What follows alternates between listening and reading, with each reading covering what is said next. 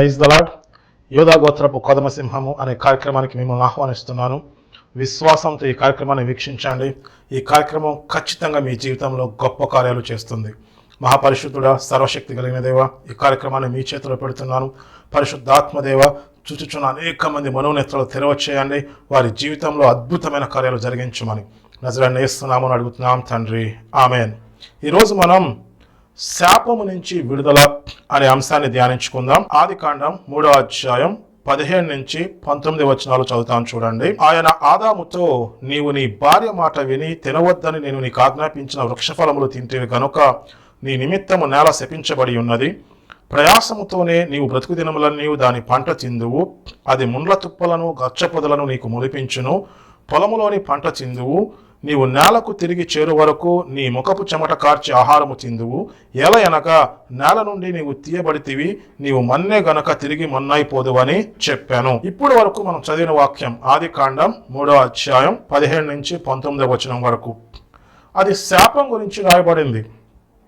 దేవుడు ఏం చెప్తాడంటే, నీ భార్య మాట విని దేవుడు తినవద్దన్న ఫలం నువ్వు తిన్నావు కాబట్టి నీ నిమిత్తం నేల శపించబడింది. జీవితాంతం నువ్వు చెమటోడ్చి పనిచేయాలి, అయినా నీకు ఉపయోగం ఉండదు. ఎందుకంటే నేల ముండ్ల తుప్పలను గచ్చపదలను నీకు మొలిపిస్తుంది. ఇలా జీవితాంతం చెమటోడుస్తావు, దానికి ఫలితం ఉండదు. అలా నీ జీవితం గతించిపోతుంది అని దేవుడు చెప్పాడు. దేవుడి మాట కాదన్నప్పుడు ఆదాము అవ్వ జీవితంలోకి శాపం వచ్చింది.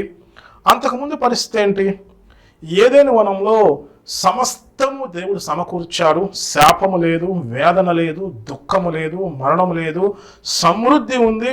వాళ్ళు దేవుడు వారికి ఇచ్చిన అసైన్మెంట్ని నెరవేర్చాలి. ఏంటి దేవుడు వాళ్ళకి ఇచ్చిన అసైన్మెంట్ అంటే, ఆదికాండము 1వ అధ్యాయం 28వ వచనం. దేవుడు వారిని ఆశీర్వదించెను. ఎట్లనగా మీరు ఫలించి అభివృద్ధి పొంది విస్తరించి భూమిని నిండించి దాన్ని లోబరుచుకొనుడి.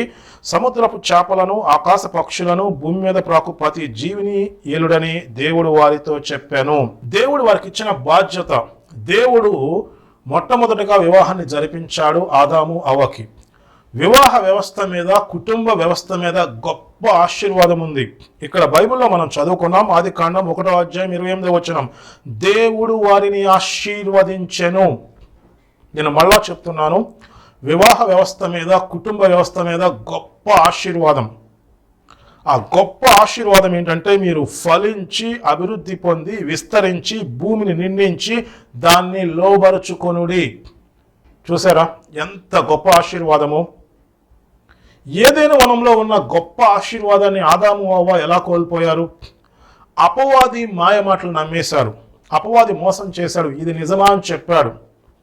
ఎప్పుడైతే అపవాది మాయ మాటలు నమ్మి దేవుడు తినవద్దన్న మంచి చెడు జ్ఞానమిచ్చే వృక్షఫలాన్ని తిన్నారో వాళ్ళ నిమిత్తం నేల శపించబడింది. అంతకుముందు వాళ్ళు సమకూర్చుకోవాల్సిన అవసరం లేదు. దేవుడే సమస్తము సమకూర్చాడు. సమృద్ధి ఉంది, వేదన లేదు. దేవుడు వాళ్ళతో పాటు ఉండేవాడు. దేవుడు చెప్పిన బాధ్యత నెరవేర్చటమే. కానీ శాపం వచ్చిన తర్వాత బ్రతకటం కోసం జీవితాంతం కష్టపడాల్సిన పరిస్థితులు వచ్చినాయి. కష్టపడుతున్నా ఉపయోగం లేదు. చెమటొచ్చి పనిచేసిన భూమి ముళ్ళ తుప్పలను గచ్చపదలను ఇస్తుంది. జీవితం తెల్లారిపోతుంది. మీరు గమనించారా? ఈ భూమిలో శాపం పనిచేస్తూ ఉంది. ఆ శాపం ఎలా పోవాలి అనే అంశాన్ని మనం ధ్యానించుకుంటున్నాం. ఫర్ ఎగ్జాంపుల్, ఈ వివాహ వ్యవస్థ మీద, కుటుంబం మీద దేవుని యొక్క గొప్ప ఆశీర్వాదం ఉంది.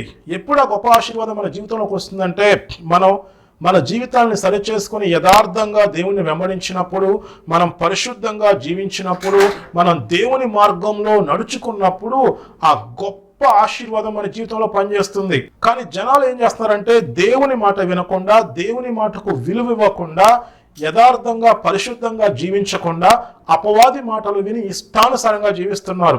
ఎప్పుడైతే ఇష్టానుసారంగా జీవించారో, ఆదాము అవ్వ ఎలా దేవుడిచ్చే సమృద్ధిని కోల్పోయారో, ఈ లోకంలో అనేక మంది సమస్యల్లో, ఇబ్బందుల్లో, భయంకరమైన పరిస్థితుల్లోకి వచ్చేసారు. వాళ్ళు అనుకుంటున్నారు, అయ్యో దేవుడు ఉంటే మాకెందుకు ఇలా జరుగుతుందని.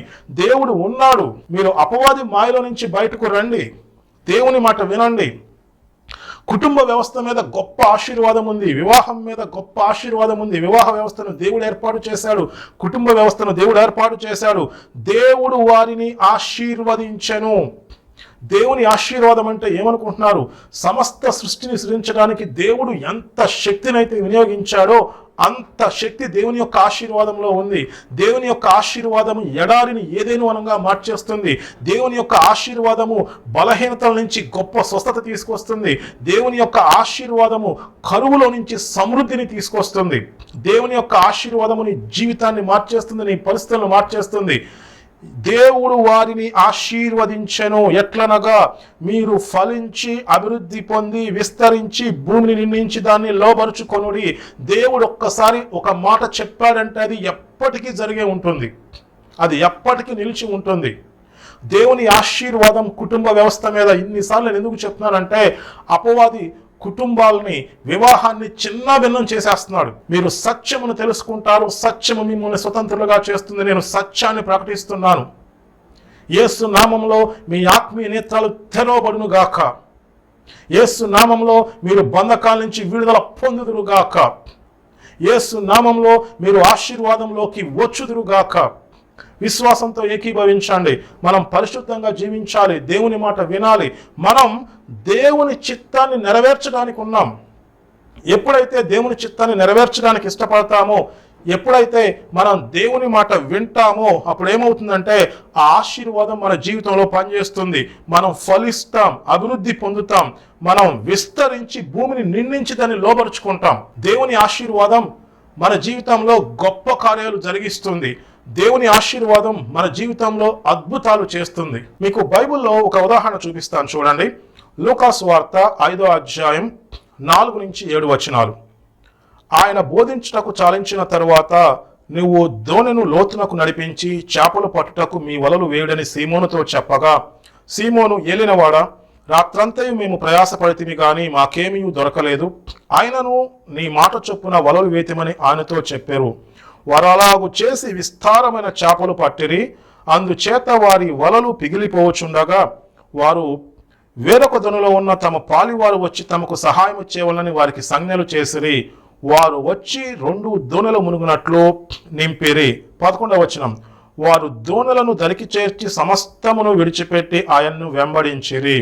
ఇది జాగ్రత్తగా వినండి. యేసు ప్రభు బోధించటం అయిపోయిన తర్వాత పేతురుతో ఏమంటారంటే, కొంచెం లోతుకు నడిపించి చేపలు పట్టడానికి వల వేయమంటారు. దానికి పేతురు చెప్పిన సమాధానం, మేము రాత్రంతా ప్రయాసపడ్డాం కానీ ఏం ఉపయోగం లేదు. మీకు గుర్తొచ్చిందా? శాపం. దేవుడు ఆదాముతో అంటాడు, నీ భార్య మాట విని తినవద్దన్న వృక్షఫలం తిన్నావు కాబట్టి నీ నిమిత్తం భూమి శపించబడింది. నువ్వు చెమటోడ్చి పనిచేస్తావు, అయినా భూమి ముళ్ళతప్పలను గచ్చపదలను ఇస్తుంది. వాళ్ళు రాత్రంతా ప్రయాసపడ్డారు, ఏం ఉపయోగం లేదు. శాపం. వాళ్ళు జీవితాంతం కుటుంబాన్ని పోషించుకోవడానికి ప్రయాస పడుతూనే ఉండాలి, కానీ ఉపయోగం ఉంటుందా? అదే శాపం. దాని నుంచి ఎలా విడుదల పొందాలో మనం నేర్చుకుంటున్నాం. మేము రాత్రంతా ప్రయాసపడ్డాం, ఏం ఉపయోగం లేదు, కానీ నీ మాట చొప్పున వలలు వేస్తామని చెప్పి వేసినప్పుడు వాళ్ళు విస్తారమైన చేపలు పట్టారు. ఈ దోణె మునిగిపోయే పరిస్థితి వచ్చినప్పుడు వేరొక దోణె పిలుస్తారు, 2 దోణెలు నింపేస్తారు. నింపేసి మీరందరూ తెలుసుకున్న విషయం ఏంటంటే, వాళ్ళు సమస్తాన్ని విడిచిపెట్టి ఆయన్ని వెంబడించారు. సమస్తాన్ని విడిచిపెట్టడం అంటే ఏంటి? మళ్ళీ ఆ చేపలు సముద్రంలో వేశారా? వేయలేదు. మీకు జాగ్రత్తగా చెప్తాను చూడండి. వాళ్ళకి కుటుంబాలు ఉన్నాయి. తరువాత పేతురు అత్తకు జ్వరం వచ్చినప్పుడు యేసు ప్రభువు ఆమెను ముట్టి స్వస్థపరుస్తారు. పేతురు అత్త యేసు ప్రభుకి వాళ్ళ శిష్యులకి సమస్తాన్ని వంట అవన్నీ చేసి పడుతుంది. అంతా బైబిల్లో ఉంది. మీకు అక్కడ ఏం జరిగిందో చెప్పమంటారా? యాక్చువల్గా అయితే వాళ్ళు ప్రతిరోజు చేపలు పట్టుకోవాలి, కానీ శాపం వల్ల వాళ్ళకి ఏమీ దొరకట్లేదు. కష్టపడుతున్నారు, ఉపయోగం ఉంటుందా. ఇక వాళ్ళ జీవితం అలా తెల్లారిపోతూ ఉంది. ఎప్పుడైతే దేవుని మాట విని వల వేశారో విస్తారంగా చేపలు పట్టేశారు. ఆ చేపలు అన్ని అమ్మేసి వాళ్ళ కుటుంబానికి కావాల్సింది మొత్తం ఇచ్చేశారు. ఇప్పుడు దేవుని పని చేయడానికి వచ్చేశారు, అన్నీ వదిలేసి. వాళ్ళు ఎందుకు చేపలు పడుతున్నారు? కుటుంబాన్ని పోషించుకోవడానికి. దేవుడు కుటుంబానికి పోషించుకోవడానికి కావాల్సింది మొత్తం ఒకసారి ఇచ్చేశాడు. ఇచ్చేసేసరికి అవి వాళ్ళ కుటుంబాలకు అప్పచెప్పేసి అన్నీ వదిలేసి దేవుని పని చేయడానికి వచ్చారు. మీకు అర్థమైందా? ఏదేని వనంలో ఆదాము అవ్వ దేవుని పని చేయాలి. ఏంటి దేవుని పని? వివాహ వ్యవస్థ మీద గొప్ప ఆశీర్వాదం దేవుడు ఉంచాడు. వాళ్ళు ఫలించి అభివృద్ధి చెంది విస్తరించి భూమిని లోపరుచుకోవాలి. భూమి అంతా ఏదైనా వనంలో ఉండాలి. భూమి అంతా పరలోకంలో ఉండాలి. వాళ్ళు దేవుని చిత్తాన్ని నెరవేర్చాలి. వాళ్ళు దేవుని మాట వింటే వాళ్ళకి సమకూర్పు, అంటే వాళ్ళకి కావలసింది మొత్తం దేవుడే చూసుకుంటాడు. ఏదైనా వనంలో సమృద్ధి ఉంది, వాళ్ళకి ఏ ఇబ్బంది లేదు. ఎక్కడ ప్రాబ్లం వచ్చిందంటే వాళ్ళు దేవుని పని చేయటం అనేసి అపవాది మాట విన్నారు. దేవుని పని చేయటం అనేసి అపవాది మాట విన్నప్పుడు ఇక శాపం వచ్చింది. జీవితాంతం కష్టపడుకుని కుటుంబాన్ని పోషించుకోవడమే సరిపోతుంది, ఇక దేవుని పని చేయడానికి అవకాశం లేదు. ఇప్పుడు కూడా మీరు దేవుని చిత్తాన్ని నెరవేర్చడానికి ఇష్టపడితే, దేవుని పని చేయడానికి ఇష్టపడితే మీ కుటుంబాలకు కావాల్సింది మొత్తం దేవుడు సమకూరుస్తాడు. మీరు దేవుని చిత్తాన్ని నెరవేర్చవచ్చు. దేవుని చిత్తం అంటే మీరు సంఘ కాపరిగా ఉండొచ్చు, మీరు కుటుంబాన్ని దేవునిలో పెంచవచ్చు, మీరు బిజినెస్ చేసి దేవుని పనికి సపోర్ట్ చేయొచ్చు, మీరు సైంటిస్టులుగానో లేకపోతే రాజకీయంలోనో ఉండి దేవుని కోసం మంచి పనులు చేయొచ్చు, దేవుని పనికి ఆర్థికంగా సహకరించవచ్చు, దేవుని పని చేయడానికి అవకాశాలు కల్పించవచ్చు. మీరు ఏ ఫీల్డ్లో ఉన్నా దేవుని చిత్తాన్ని నెరవేర్చవచ్చు. మీరు ఎప్పుడైతే దేవుని చిత్తాన్ని నెరవేర్చడానికి ఇష్టపడతారో, ఎప్పుడైతే దేవుని పని చేయడానికి ఇష్టపడతారో, దేవుడు మిమ్మల్ని ఉన్నతమైన స్థాయికి తీసుకొచ్చేస్తాడు. మీ కుటుంబానికి కావాల్సిన దేవుడు సమకూరుస్తాడు. ఇప్పుడు మీరు ఫ్రీగా పూర్తిగా దేవుని పని చేస్తారు. అలా మనం శాపం నుంచి విడుదల పొందుతాం. ఒకసారి ఆలోచించండి, మీరేమనుకుంటున్నారు? మీరు పోగేసుకుందాం అనుకుంటున్నారా? చాలా మంది ఇలాగే అనుకుంటారు క్రైస్తవులు. ఎందుకు క్రైస్తవుల జీవితాల్లో ఎన్ని సమస్యలు, ఎందుకు అప్పులు, ఎందుకు ఆర్థిక సమస్యలు, ఎందుకు బలహీనతలు, ఎందుకు గందరగోళం అంటే వాళ్ళు దేవుణ్ణి నమ్ముతారు, దేవుని మాట వింటారు, కానీ దేవుని చిత్తాన్ని నెరవేర్చడానికి ఇష్టపడరు. వాళ్ళు అపవాది మాయలో పడిపోయారు. అపవాది మాయలో పడిపోయి మేం పోగేసుకుందాం, మేం తింటాం అని ఆలోచిస్తూ ఉంటారు. ఇలా పోగేసుకుంటానికి ప్రయాస పడతా ఉంటారు, కష్టపడతా ఉంటారు. వాళ్ళకి తెలియట్లా శాపం పనిచేస్తుంది. వాళ్ళ కష్టపడినా కష్టానికి తగిన ఫలితం రావట్లా. ఆదాముతో దేవుడు చెప్పాడు, నీ భార్య మాట విని తినవద్దని ఉన్న వృక్ష ఫలాన్ని తిన్నావు కాబట్టి నీ నిమిత్తం నేల శపించబడింది. నువ్వు జీవితాంతం చెమటోడ్చి పనిచేస్తావు, అయినా భూమి ముళ్ళ తుప్పలను గచ్చపదలను ఇస్తుంది. నువ్వు పనిచేస్తావు కానీ ఉపయోగం లేదు, నీ జీవితం తెల్లారిపోద్ది. అదే కదా మనం చూస్తున్నాం. మరి అది ఎలా మారుతుంది? నువ్వు దేవుని మాట వినటానికి ఇష్టపడు, దేవుని పని చేయటానికి ఇష్టపడు, లేకపోతే నువ్వు దేవుని పనికి సపోర్ట్ చేయడానికి ఇష్టపడు, దేవుని పనికి ఆర్థికంగా సహకరించు, దేవుని పనికి వేరే రకంగా సహకరించు, నువ్వు దేవుని మాట వినటానికి ఇష్టపడు. ఎప్పుడైతే నువ్వు దేవుని పని చేస్తున్నావో నువ్వు కొంచెంలో నమ్మకంగా ఉండు. నువ్వు కొంచెంలో నమ్మకంగా ఉంటే దేవుడు గొప్ప ఆశీర్వాదాన్ని నీ జీవితంలోకి తీసుకొస్తాడు.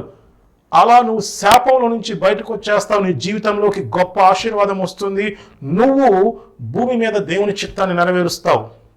మనం భూమి మీద ఊరికనే ఏమి లేవు, ఏదో రకంగా ఒక 70-80 సంవత్సరాలు జీవించేసి వెళ్ళిపోవడానికి లేము. మనం భూమి మీద ఉన్నామంటే ఈ సమయంలో మనం దేవుని చిత్తాన్ని నెరవేర్చాలి. అనేక సమస్యలు ఉన్నాయి, అనేకమైన ఇబ్బందులు ఉన్నాయి. జనాలు భయంకరమైన సమస్యల్లో ఉన్నారు, ఇబ్బందుల్లో ఉన్నారు. వాటన్నిటికీ పరిష్కారం మనమే. మనం ప్రార్థన చేసినప్పుడు, మనం దేవుని మాట విన్నప్పుడు, మనం దేవుని పని చేస్తున్నప్పుడు జనాలు సమస్యల నుంచి విడుదల పొందుతారు, బంధకాల నుంచి విడుదల పొందుతారు, ఆశీర్వదించబడతారు. ఎండిపోయిన స్థితిలో ఉన్న కుటుంబాలు పచ్చగా చిగురిస్తాయి, వాళ్ళ జీవితాలు మారుతాయి. వాళ్ళు దేవుని పని చేయడానికి ముందుకు వస్తారు. వాళ్ళ ద్వారా ఇంకా అనేక మంది జీవితాలు మారుతూ ఉంటాయి. దేవుడి ఉద్దేశం ఏంటంటే ఎండిపోయిన స్థితిలో ఉన్న ఈ సమస్యలన్నీ పోయి అంతా ఏదైనా వనంలో మారాలి. యేసు ప్రభు ఈ లోకానికి ఎందుకు వచ్చాడంటే ఏదైనా వనంలో ఆదాము అవ్వ ఏదైతే కోల్పడి తిరిగి ఇవ్వటానికి వచ్చారు. మనం ఎందుకున్నామంటే మన ఉద్దేశం ఏంటంటే మనం దేవుని పని చేయటం ద్వారా, మనం దేవుని పనికి సపోర్ట్ చేయటం ద్వారా ఈ భయంకరమైన పరిస్థితులన్నీ పోయి సమృద్ధి కలిగి సంతోషంగా అందరూ దేవుణ్ణి గణపరుస్తూ ఆశీర్వదించబడి ఉండాలని చెప్పి దేవుని యొక్క ఉద్దేశం. మీరు ప్రకటన గ్రంథంలో చూడండి. ప్రకటన గ్రంథంలో చివరి ఏముంటుందంటే మనం భూమి మీదకే వస్తాం, భూమి మీదే ఉంటాం. యెరూషలేము పరలోక పట్టణం భూమి మీదకి దిగి వస్తుంది. దేవుడు భూమి మీద మనతో ఉంటాడు. అది బైబిల్ మొదట్లో ఉంది. ఏదైనా వనంలో దేవుడు ఆదాము అవ్వతో పాటు ఉన్నాడు. సమృద్ధి ఉంది. ఇక ప్రకటన గ్రంథం చివరిలో అదే ఉంటుంది. సమృద్ధి ఉంటుంది, వేదన ఉండదు, మరణం ఉండదు, దుఃఖం ఉండదు, ఏడ్పు ఉండదు, సంతోషంగా ఉంటారు. అది కదా దేవుని యొక్క ఉద్దేశం. Eden mandate. యేసు ప్రభువు ఈ లోకానికి రావటం యొక్క ఉద్దేశం అదే.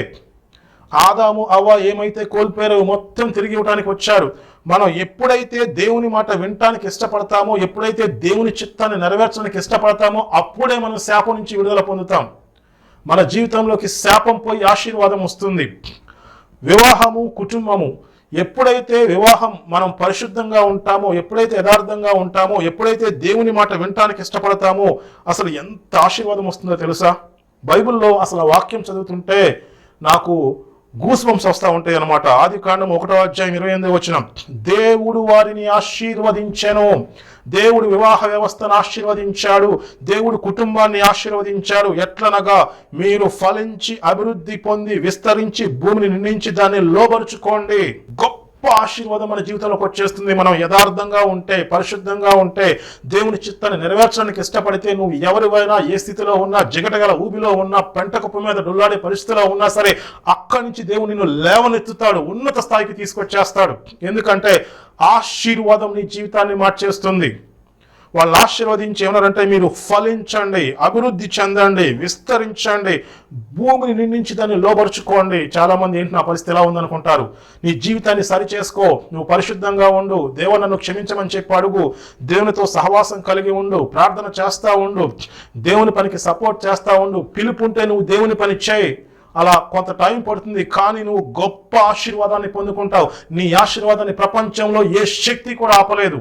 బైబిల్లో రాయబడి ఉంది, ఆశీర్వదించమని సెలవాయను, నేను దాన్ని మార్చలేను. ఎవరు మార్చలేరు. దేవుడు చెప్పాడు, దేవుడు వారిని ఆశీర్వదించెను. ఎవరు మారుస్తారు? ప్రపంచంలో ఏ శక్తి కూడా ఆశీర్వాదాన్ని మార్చలేదు. మనం దేవుని మాట వినాలి, మనం సత్యాన్ని తెలుసుకోవాలి. ఈరోజు మీరు గొప్ప సత్యాన్ని తెలుసుకుంటారు. ఆ మాట మీరు వినండి, దేవుని మాటకు విలువివ్వండి. ఇక్కడ సమస్య ఎక్కడ వస్తుందంటే బైబిల్లో చాలా స్పష్టంగా రాయబడింది. హెబ్రీయులకు రాసిన పత్రిక 4:2 ఉంటుంది, వారికి ప్రకటించబడినట్లు మనకి కూడా సువార్త ప్రకటించబడిను గాని వారు వినిన వారితో కలిసి విశ్వాసము కలిగి ఉండలేదు కాబట్టి ఆ సువార్త వారికి నిష్ప్రయోజనమాయను. సువార్త ప్రకటించబడింది. ఇప్పుడు చాలా గొప్పగా నేను వాక్యం చెప్తున్నాను. అంటే గొప్పగా అంటే దేవుని ఆత్మ ప్రేరేపణతో నేను చెప్తున్నాను, నా గొప్ప కాదు. మీరు విశ్వాసం ఉంచితే, మీరు దేవుని మాట వింటే, దేవుని మాటకు విలువిస్తే, దేవుని పని చేయడానికి ఇష్టపడితే, సపోజ్ దేవుని కార్యక్రమాన్ని బలపరచడానికి ఆర్థికంగా సహకరిస్తే, ఏదైనా మీరు విశ్వాసాన్ని క్రియల్లో చూపిస్తే దేవుని ఆశీర్వాదం మీ జీవితంలో పనిచేయడం ప్రారంభమవుతుంది. అది ఎంత గొప్పగా ఉంటుందంటే తరతరాల నుంచి ఉన్న అన్ని బంధకాలు తెగిపోతాయి, అపవాది కాడి విరగొట్టబడుతుంది, మీ పిల్లలు ఆశీర్వాదంలోకి వస్తారు, మీ జీవితంలో స్వస్థత వస్తుంది. బైబిల్లో ఎంత స్పష్టంగా రాయబడిందంటే, యెహోవా ఆశీర్వాదము ఐశ్వర్యమునిచ్చును, నరుల కష్టము చేత అది ఎక్కువ కాదు. నరుల కష్టము చేత అది ఎందుకు ఎక్కువ కాదంటే శాపం ఉంది. వాళ్ళు రాత్రంతా ప్రయాసపడారు, ఏం దొరకల. కానీ యేసు ప్రభు ఒక్క మాట చెప్పంగానే 2 దోణెలు మునిగిపోయేంతగా చేపలు పట్టేశారు. వాళ్ళ ఇళ్లకు కావాల్సిన మొత్తం ఇచ్చేశారు, అన్నీ వదిలేసి దేవుని పని చేస్తున్నారు. నువ్వు దేవుని పని చేయడానికి ఇష్టపడితే చాలు, దేవుడు మొత్తం సమకూరుస్తాడు. ఆశీర్వాదం నీ జీవితంలోకి పని చేస్తుంది. మీకు 2 విషయాలు చెప్పాను. ఒకటి, దేవుని పని చేయటానికి ఇష్టపడినప్పుడు మనకు కావలసింది మొత్తం దేవుడు సమకూరుస్తాడు, శాపం పోయి ఆశీర్వాదం వస్తుంది. రెండవది, కుటుంబ వ్యవస్థ మీద, వివాహ వ్యవస్థ మీద గొప్ప ఆశీర్వాదం ఉంది. అంటే మనం పరిశుద్ధంగా, యథార్థంగా దేవుని మాట వింటూ దేవుని మార్గంలో ఉన్నప్పుడు గొప్ప ఆశీర్వాదం వస్తుంది. ఈ ఆశీర్వాదాన్ని ఎవరు ఆపలేరు, ఎవరు కాదనలేరు. ఇంకా మనం బైబిల్లో కొన్ని విషయాలు ధ్యానించుకుందాం. యెషయా గ్రంథము 61 చూసినట్లయితే ఆ అధ్యాయం మొత్తం యేసు ప్రభు పరిచర్య గురించి రాయబడింది. అది మీకు నేను అర్థమయ్యేలా చెప్తాను, చూడండి. యెషయా గ్రంథం 61 మొదటి నుంచి, ప్రభువు యెహోవా ఆత్మ నా మీదకి వచ్చి ఉన్నది, దీనులకు సువర్తమానము ప్రకటించుటకు యెహోవా నన్ను అభిషేకించెను, నలిగిన హృదయము గల వారిని దృఢపరచుటకును, చెరలో ఉన్న వారికి విడుదలను, బంధింపబడిన వారికి విముక్తిని ప్రకటించుటకును, యెహోవా హితవత్సరమును మన దేవుని ప్రతిదండన దినమును ప్రకటించుటకును, దుఃఖాక్రాంతులందరినీ ఓదార్చుటకును, సియోనులో దుఃఖించు వారికి ఉల్లాస వస్త్రమును ధరింపచేయుటకును, బూడిదకు ప్రతిగా పూదండను, దుఃఖమునకు ప్రతిగా ఆనంద తైలమును, భారభరితమైన ఆత్మకు ప్రతిగా స్తుతి వస్త్రమును వారికి ఇచ్చుటకు ఆయన నన్ను పంపి ఉన్నాడు. ఇది యేసు ప్రభువు. దీంట్లో కొన్ని వచనాలు చదువుతారు. ప్రభువు యెహోవా ఆత్మ నా మీదకి వచ్చి ఉన్నది. ఇదంతా యేసు ప్రభు పరిచర్య గురించి అన్నమాట. ఇక్కడ హితవత్సరము అంటే జూబిలీ సంవత్సరం. దేవుడు, మీకు ముందే చెప్పాను, ఆదాము అవ్వకి కావలసిన సమస్తము ఏదైనా వలలో దేవుడే సమకూర్చాడు. సరే, వాళ్ళు దేవుని మాట కాదన్నారు, శాపం వచ్చింది, వాళ్ళు చెమటోర్చి కష్టపడుతున్నారు.